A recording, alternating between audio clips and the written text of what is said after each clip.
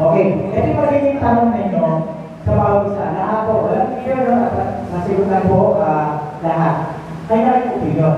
Okay, ang tanong ito, paano natin ito may apply sa ating daily life, ang unity, at saka communication sa ating church, school,